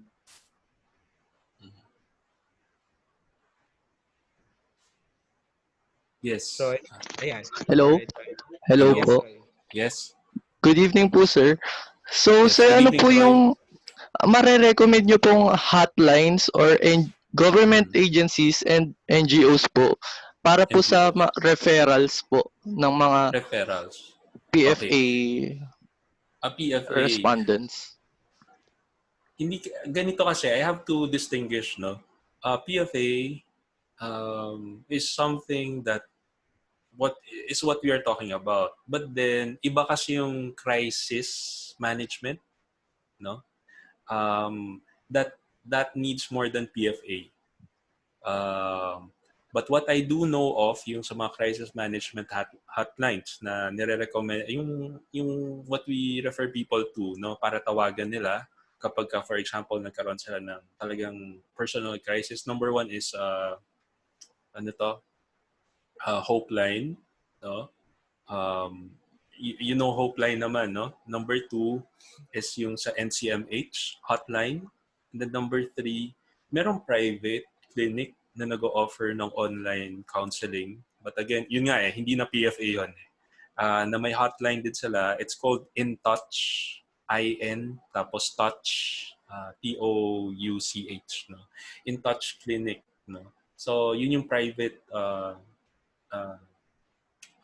clinic na alam ko that they have hotlines. No? So, those are the three that we usually refer them to. Again, iba ang PFA sa crisis management. Ha? Crisis management, ano pa yun? Ibang separate training pa yon. Okay? Okay po. Ibang Thank you skill po, sir. set pa yon. Okay? Thank you po. All right. Thank you so much, Troy. So that's a good question. Pero just to clarify Very lang, good. the question is for those who would like, for example, tayo yung PFA responder. So kanina natin sila i-refer Ayun. kung sakali meron. So tama, Troy, yun yung Ah, ibig mong sabihin? yes. Sorry, Troy. Sorry. May naisip Opo, ako, ganun sorry. po. Ngayon lang. Thank you. May isa pa pala that we refer them for PFA. Thank you. Thank you, Aloy, no? Aloy? Thank you Yes, yes, Sir Floyd. for getting me back, no, on track, no? Getting me back to earth, no? Yung isa is Tomasian Mental Health Responders, TMHR, no? So I also volunteered there at the start, a few months ago. They perform psychological first aid. First. No? So you can find them in Facebook. So they have their contact numbers there. Thomasian Mental Health Responders. So it's set up by alumni of UST Psychology Department and also their friends, no? Even if they're not from UST. Maganda yung network nila and maganda yung protocol nila. I would recommend them. Yes. That's correct, Sir Floyd. Actually, Thank I am that friend of the Tomasian mental Okay. responder because I have a friend. Actually, I was supposed to be part of that, but ang sinabi ko, magbobuo na lang kami sa community. And then here you are, our third speaker for that. So thank you, Sir Floyd. All right. So, yan. Maganda. Sinulat na po ni Jan yung mga possible na binanggit ni Sir Floyd para sa mga, kunyari magre-refer kayo or training, ayan po. So let's go to the third question. So who would like to ask next? Yes. Okay. All right. So we have Chelly from Barangay 176. Chelly, if you want to Shelly, ask yes. Okay. Your question directly. Hi, Chelly. Hello, good evening. Yes. Hello, sir. What if po regarding sa target community na target community na tutulungan natin for PFA? What if their community leader nag-refuse sila na tumanggap ng help? For example, di na nila recognize yung PFA as a need. Ano po kaya pwede nating, Gawin. meron tayong ibang klase yung perspective natin, lalo sa mental health, yung importance. Medyo may stigma pa rin po tayo dun eh. Ano po kaya ang pwede natin ito kung para ma-acknowledge po nila yung PFA as a need, especially in time of crisis and disaster? Okay. Ito yung isa pa pala, I think nakalimutan ko na sabihin kanina.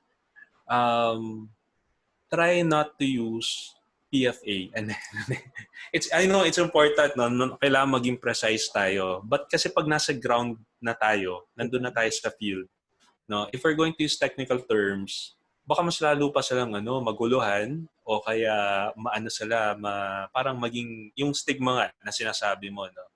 So, well, also at the same time, mahirap tulungan ang taong ayaw magpatulong. Now, ang sagot ko naman doon, susunod na sagot ko doon, baka naman hindi niya tayo naintindihan kung anong tulong ang gusto nating ibigay.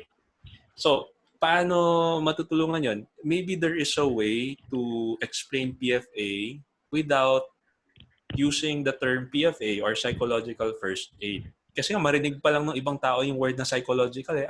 May sakit ba ako? O, ganun ba? No? So, wala naman akong sakit. Ganun naman usually yung naririnig ko eh. Actually, in my face, talagang sinasabihan ako ng ganun, no?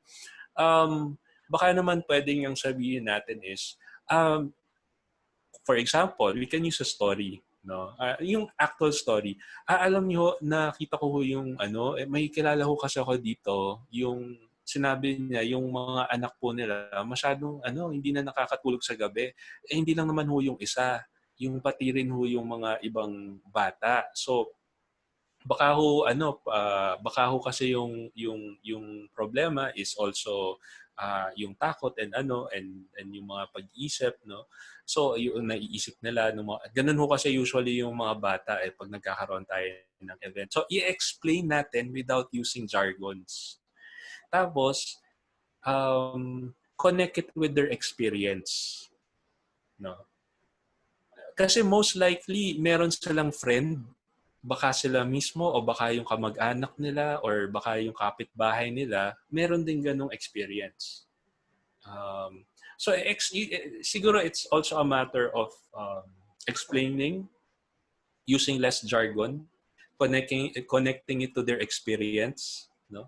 And then siguro kung may experience kayo sa iba, actually ganito nga rin ho yung sa ibang lugar na nakikita. So nakita ho namin ito yung ginagawa namin para medyo ma-lessen lang ho yung kaba ng mga tao. Pero syempre hindi tayo magpo-promise na we will solve, no, those problems. Pero at least para masuportahan rin po natin sila, no. So try to have an explanation that will connect to them, to their experience, no, yung na-experience sa community nila. Pero wag niyo naman i-trigger, ha? Baka naman ma-trigger sa explanation natin. Tapos, don't use technical language. Yung language na maintindihan nila.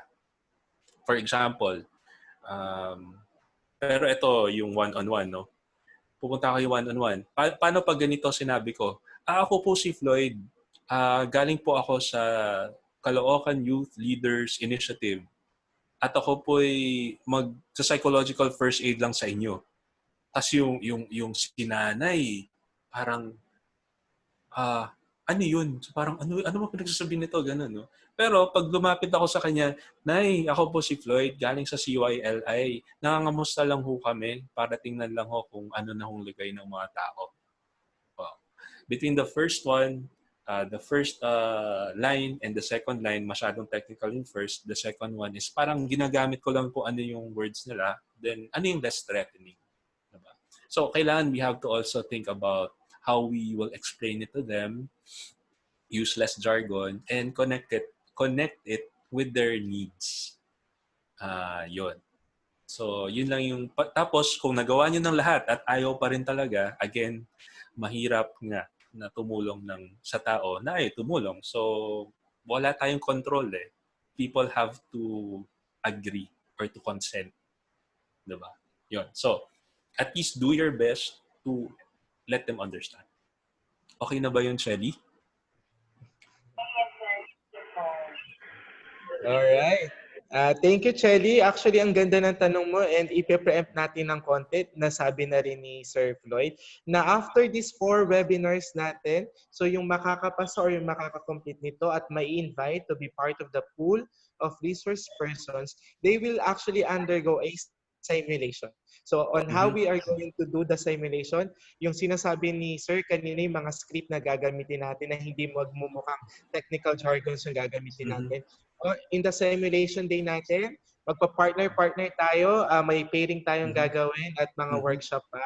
So abangan sa susunod natin na event because we want to really be trained to do this psychological first aid and hopefully marami pa tayong makasama. Right now, we're still 100 plus strong Wow.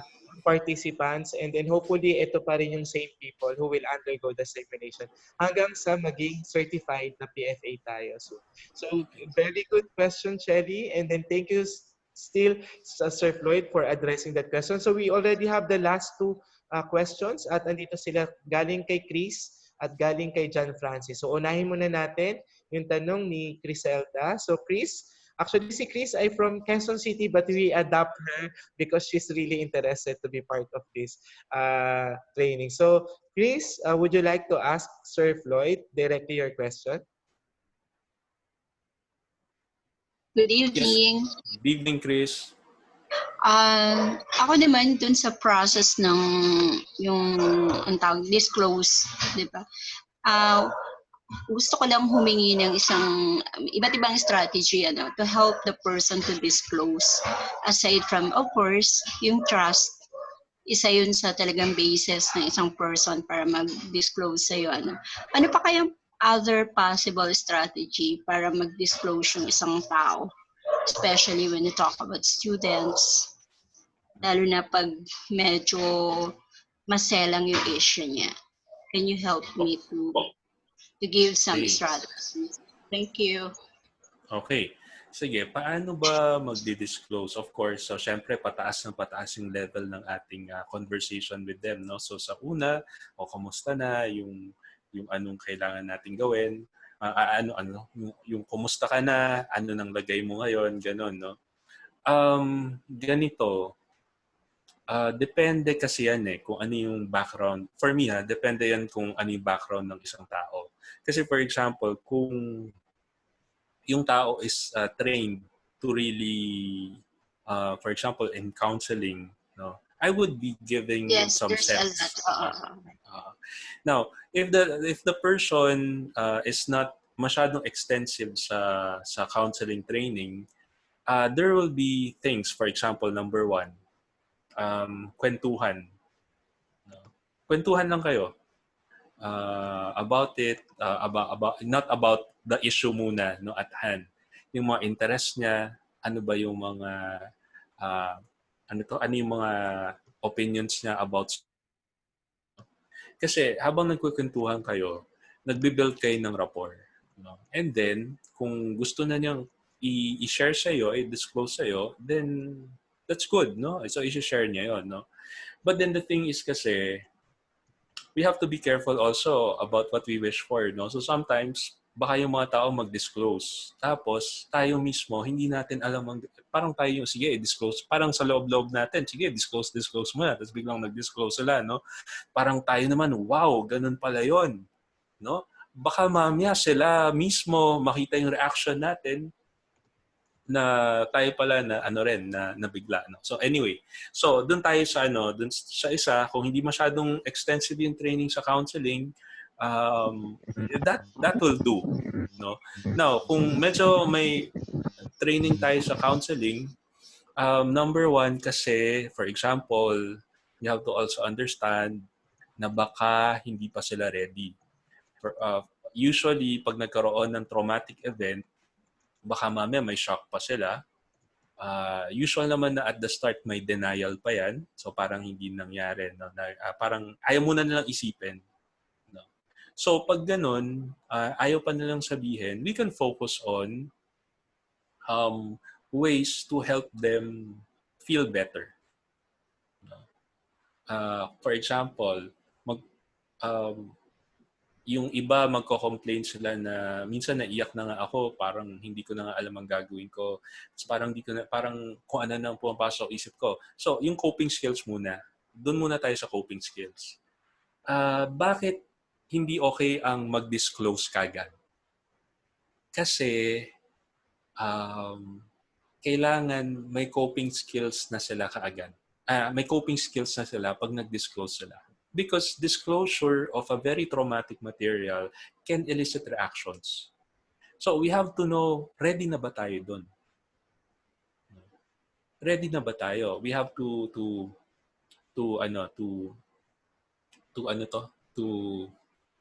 evaluate ourselves. Ngayon, kung ready na tayo, baka siya hindi pa ready. No. So anong pwedeng natin gawin in the meantime? Tulungan muna natin siya na mag-develop ng coping skills. Para usually kasi tataas yan eh. Pagpalapit na sila dun sa mismong issue, kunyari, kaya sila nag-avoid is because talagang tataas ang emotions nila eh. So mag-avoid yun. So, kung wala silang coping skills, na meaning i-regulate nila yung emotions nila. For example, simple coping skill is breathing. Slowly, no? Kahit yun lang. Ngayon, kung confident na sila na kaya nilang mag-disclose kaya nilang mag-disclose at pag tumaas yung emotion nila, kaya na lang yung i-manage, baka mas tumaas yung probability na mag-disclose sila. Before we go to the root of the problem, tingnan muna natin, kaya ba nila mag-disclose? Pag kaya na, mag-disclose yan. Pero pag hindi pa, tulungan natin sila how to acquire coping skills, management of their emotions. Yes, Chris, you were going to say something. No, very informative. It's very helpful. Thank you for the... Welcome. Yung sa disclosure, lalo na sa PFA, they don't need to disclose right away. Okay? Kaya very respectful ang PFA.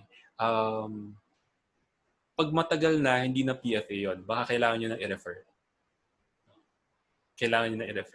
Ayun, that's why we have to be you have to be clear na ito PFA to, ito hindi to PFA. Ayun, okay. Yes, thank you Sir Floyd. Actually, another reminder for us. So last week pa lang, medyo may iba sa atin talaga no, na kunyari ito ang PFA, yung what PFA is not. So at least mabalikan natin at matuloy na ma-review. Maganda yon. And then at least nalalaman pa natin lalo ano ba yung saklaw ng PFA at hindi na yung saklaw para mai-refer na natin. So thank you Ms. Grace for that question. And then for our last question for tonight, for Sir Floyd, let's call on John Francis. Okay. Hi, John. John. John Francis, yeah. So, John. John. John. Yeah. John. Sorry, just JF na lang po. JF, JF yung nasa ano mo. No? So my question po is, doon po sa inyong presentation kanina, una doon about sa pag-conduct po ng rapid assessment or prelim assessment, would that be okay if we conduct online assessment po? And for conducting that rapid assessment po, is there any easy way po para makapag-create po kami or ma-focus po namin yung needs nung aming tutulungan ng mga tao? Okay. So ano yung practical way to conduct it? One is yung sa coordination, yung number 2. You can go to the leader of the community. And then syempre kailangan may rapport building muna no with the key leaders no of the community. And then, pag na-explain nyo na sa kanila kung ano yung gusto nyong gawin, pwede nyong ilabas yung inyong checklist, no? Maganda kasi may checklist. But yung iba kasi hindi na gumagamit ng checklist, no? Pero ako, my style is to use checklist kasi makakalimutin ako. So saka mo lang pasimple lang, ganito po kasi para matulungan ho namin kayo. Ano ba kasi kailangan ho namin kasi mag-prepare.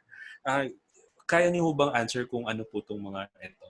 Okay. Besides the key leaders, pwede niyo tanungin, sino pa ho ba yung pwede naming tanungin para malaman kung ano yung kailangan ng mga tao. Kasi baka may i-refer nila kayo, for example, sa teacher. No, teachers are very good sources of information. Tapos yung assessment din na-assess yan ng teacher kasi kilala niya yung mga estudyante sa kapamilya na nandun. So somehow meron siyang sense na kung ano yung nangyayari sa community. That's one teacher, pastor or priest, no? Religious leaders, pwede niyong puntahan yung mga yon. Tapos, pwede kang mag-sample kung sino yung kakilala ng kakilala mo, no? Pwede yon, mas madali yon, no? Ngayon, dahil may chat na, may internet na, no? Dati kasi pupunta pa tayo doon ngayon, mas acceptable na sa tao na mag-webinar at mag-online communication, no? Dati na kahit hindi face-to-face. No? So, pwede mong gawin yon. Pero, you have to have a list. Ito lang yung suggestion ko You have to have a list because that will represent what you want to know. No? Kahit anong mangyari, hindi mawawala yung information na yon. Yon. So, kailangan mo talagang kumausap. Kung gusto nyo, kung ikaw baka mag-enjoy ka doon. Ako, I'm not really so much into it, no, pag kailangan lang. Yon, nag-disclose na ako. No? So, may iba sa amin, ina-assign yun for PR, for public relations. So, yun yung ginagawa namin. Nagdi-divide kami ng task. Hindi naman kailangan everyone in the team. Yon. So, you have to really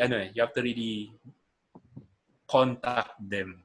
No? And then, sino yung source of information, tapos mag-sampling ka. Hindi naman kailangan research grade sampling, no? Kahit yung lang, yun nga, yung mga patanong-tanong, kaya yun. So, pwede yun. That's a valid way of gathering information. Just make sure na, na accurate. Accurate, verifiable, helpful, and yung isang letter A? Accessible. Yeah. Thank you, Sir Floyd. And, yes po. Nasagot ko ba, JF? Yes po, sir. Sir Ali, follow-up ko lang dun sa question ko. Pasensya na. Di ba kanina po nasabi nyo parang hindi natin ida-direct sa kanila na we are a PFA. Parang we just here a representative of CYLI lang po. Pwede din po ba namin i-disclose sa kanila na parang ito po yung main objectives, kumbaga on the spot, or one step at a time na lang? Sa akin ba or kay Sir Alon? Ito po, sa inyo po, sir. Sa akin, okay, sige. Hindi, ganito yun. Hindi ko naman sasabi na itago nyo, no? Or wag nyong sabihin. Ang ibig kong sabihin lang is, ipipacing nyo yung explanation. Siguro, pag medyo na-gets na nila, okay, so, pwede niya nang isingit na, okay, sige, ito po yung concrete plans namin. Ang tawag po kasi namin dito is psychological first aid. No? Tapos saka niyo explain sa kanila how it goes. So, kailangan magka-engagement muna. But do not omit na gagawin niyo yung psychological first aid. Kasi in the process, no, siguro sa umpisa, explain nyo lang. Pero pag medyo naintindihan na nila, kailangan sabihin nyo talaga na ito yung tawag doon. So it's just a matter of yung sequence lang naman but you have to tell them that it's psychological first aid. Kasi unethical yon, no? So parang kailangan kasi malaman nila yung full kung ano yung pinapasukan nila. Hindi ko sinasabing wag niyong sabihin. Ano lang, yung para lang ma-engage nila, saka maintindihan nila kagad. Kesa yung ifo-front nyo kagad na psychological first aid, maano sila, ma-intimidate kagad. So explain nyo muna and then, ang tawag ko kasi dito psychological first aid. And, yun. So minsan sabi ko, simply put, ano lang ho yan eh, ganito lang ho yan. Ay masyado lang ho, ano yan, masyado lang technical pero actually ganito yan. Yun lang ho naman ho talaga yun. So para ano lang, ang i-address lang natin is yung intimidation, stigma, saka yung threat, yung feeling of threat. But you have to disclose it's psychological first aid. Or the general term is para, yun nga, kung psychosocial support. And then, pag in-explain nyo na, ito po, yun, kaya gagamit po kami ng, what is psychosocial support po? Support is a very positive word, no? Ito po yung mga gagawin namin. So, kaya po gagamit kami ng psychological first aid. So, in-inform nyo pa rin sila. So, na-engage, and then further on, you explain it, sinabi nyo na psychosocial support yon, and then later on, you mentioned psychological first aid. Pero it will depend on who you are talking to. Kaya nga, yung magagaling sa inyo sa rapport, yung relations, no? External relations. Yan, siguro sila iharap din nyo sa kanila. Yun. Yeah. So, yun ba, nasagot ba, JF? Yes po. Hindi natin tatago, unethical yon, no? Unethical. No? Baka ma-misquote nyo ako. Okay, so, hindi tatago. Ano lang natin, pacing lang of the explanation. Copy po. Thank you po. Okay. All right. Once again, let's show our clap emojis kay Sir Floyd for being, not only a very informative talk but also grabe yung practical tips, no? And actually natulungan niya na tayo in some way because that's what we are building right now. After this, we're going to build our organized PFA responders. And hopefully, ayaw naman nating masabi na sana magkaroon ng sakuna para ma-practice natin. Pero in our own respective communities, where we are right now, I think during the pandemic, tomorrow na yung ating isang speaker para naman sa, ito na, specifically remote PFA during the pandemic. Ito, different situations pa yung practical tips na nabigay ni Sir, which is very good. At this point in time, bago natin ibigay sa kanya yung ating e-certificate, tatawagin lang muna natin yung dalawang magbibigay ng reaction impression para dito sa ating talk. So tawagin na natin simula. Hi Nido. Nido, can you give us a reaction or your takeaway or learning for tonight? For tonight na talk. So Nido. Hello po. Hello po. Nido. Narinig niyo po ako? Yes, Yes. Nido. Ayun po. Yung mga pointers lang po na nagustuhan ko po dito yung part po na diniscuss, hindi naman po natin masyadong discuss pero nadaanan po natin yung 8 course of PFA. Tsaka yung mga reminders na dapat pag magsasagawa tayo ng PFA or ng psychological first aid, always simple dapat yung words natin. Ibabase natin sa kausap natin. Hindi tayo masyado gagamit ng technical words para hindi sila malito or para di nila i-isolate yung sarili na pag narinig kasi nila, meron kasi tayong mga tao na mindset na pag narinig natin yung word na psychological or psychology is meron ka ng problema sa pag-iisip pero hindi naman all the time. Tapos yun po, na gustuhan ko rin po yung part po na pinakita po dun yung ano pong tawag dun, parang conceptual framework po ng problem-solving skills needed, yung identify, define, explore, action, and look back, na yung cycle po nun mahalaga. Tapos po, yung nabanggit po ni Sir na yung trauma impact model, na tayo po, ang focus po nating mga PFA is sa support at coping skills. Kasi yung personality, magbabari po yun, dahil yung personality po ng tao, magkakaiba po. Tapos tsaka po yung nagustuhan ko din po yung pagkakadiscuss po ni Sir ng isa-isa dun sa may 7 po na bagay na gagawin po natin all throughout sa PFA po natin na training. Pero hindi ko lang po masyado nasulat lahat kasi mahaba po, ganun po. Pero salamat po dun. babalikan na lang po namin pag naka-upload na po yung video. Thank you po. Thank you. Wow, thank you so much, Nido. Sobrang nag-take down notes ka talaga at very appreciated yung ginawa mo. Thank you so much. And then for our last one, so we have Sevji Karina. Sevji? So, hello po. Naririnig niyo po ba ako? Yes.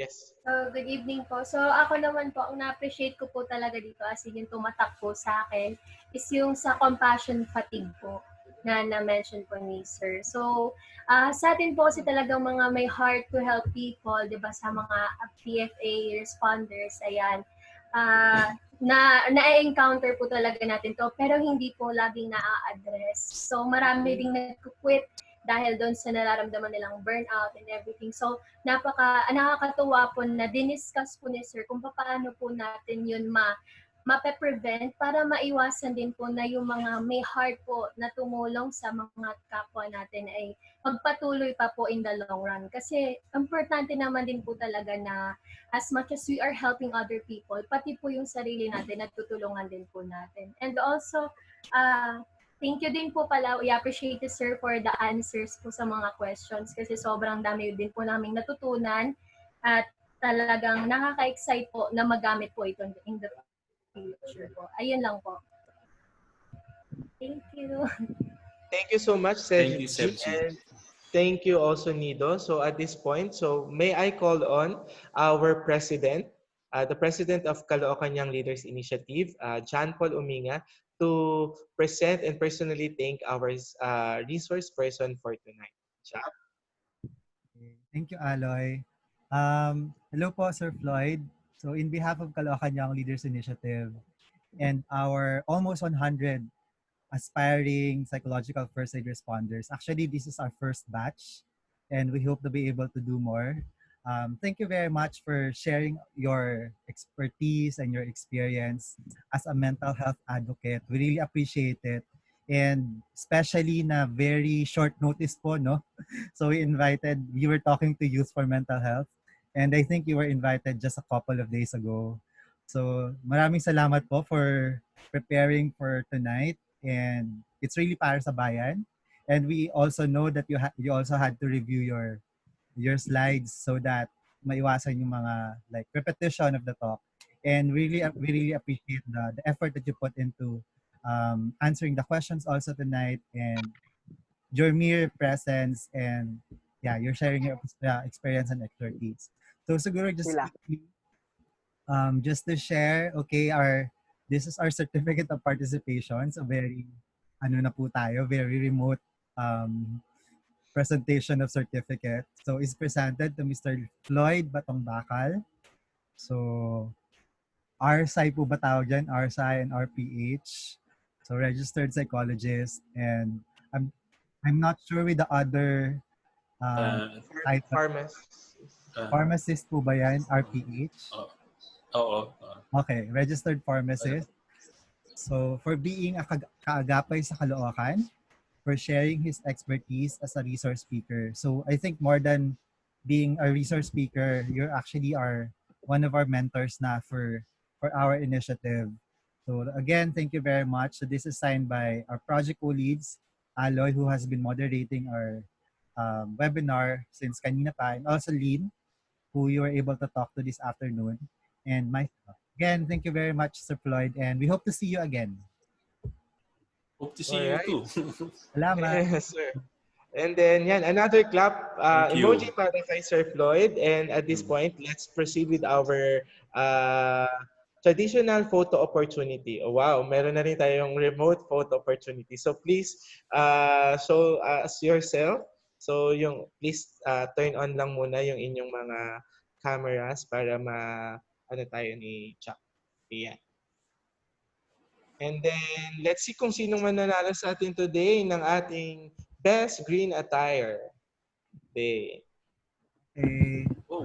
So 4 batches of photos. First one. Smile. 1, 2.